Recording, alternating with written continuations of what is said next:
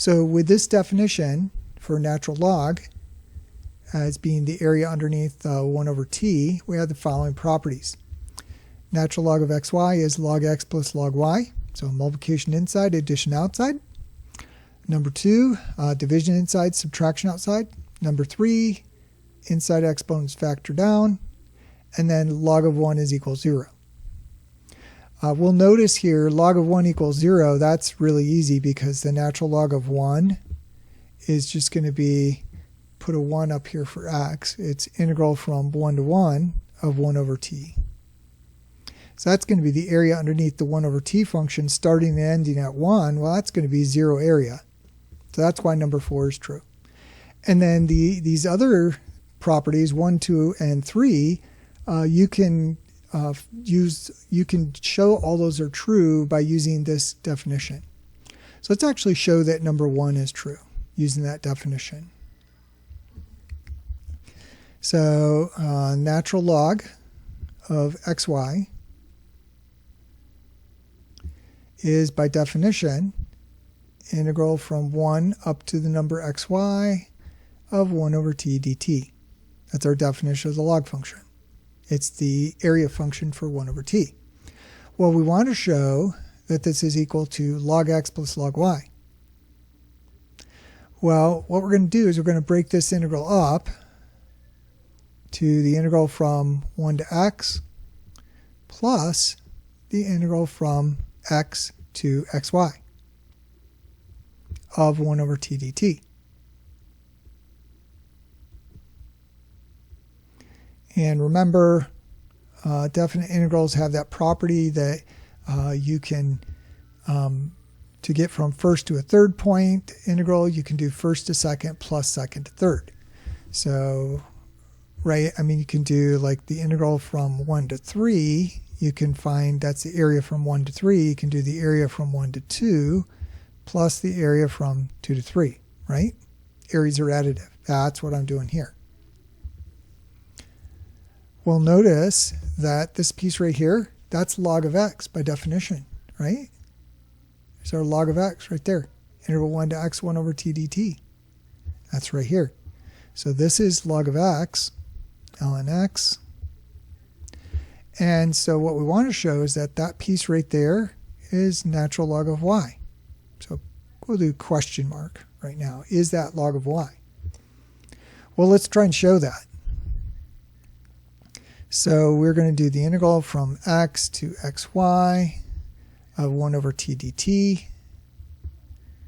And what I'm going to do is I'm going to evaluate this using a u substitution.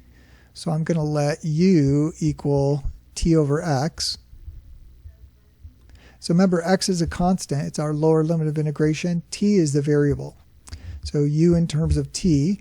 So then du is going to be, well, again, this is really 1 over x times t. 1 over x is a number. It's a constant times t. So you differentiate constant times t, you get the constant. And then the differential of t is dt. And now multiply both sides by x. So x du will be 1 over x dt times x. So x du is equal to dt. Right? These guys cancel. So there's our substitution. dt is x du, and u is t over x. If you cross multiply here, t is u times x. So let's go ahead and rewrite that integral. So this will be integral. Lower limit is x, upper limit is xy. We have to write those in terms of u. So let's actually go ahead and do that right now. So if your t value is equal to x, then your u, we're going to take t equal x and plug it in here, is going to be x over x, which is 1. So the lower limit is 1 in terms of u. And then up to t equal xy. If we plug xy in here, we get u will be xy over x, which is equal to y. So that's 1 to y. 1 over our t here is u times x. And then our dt, that's right here, it's x du times x du. X's cancel. And so we've got integral 1 to y of 1 over u du. Well, u is the variable of integration. That's a dummy variable. We could use any other variable we want, so we could actually write 1 to y of 1 over t dt, right? Just the dummy variable. Well, that's natural log of y. So we started with this, which is this guy here. We got log of y. So this is not a question mark. That's actually true. That is log of y. So this is equal to log of x plus log of y.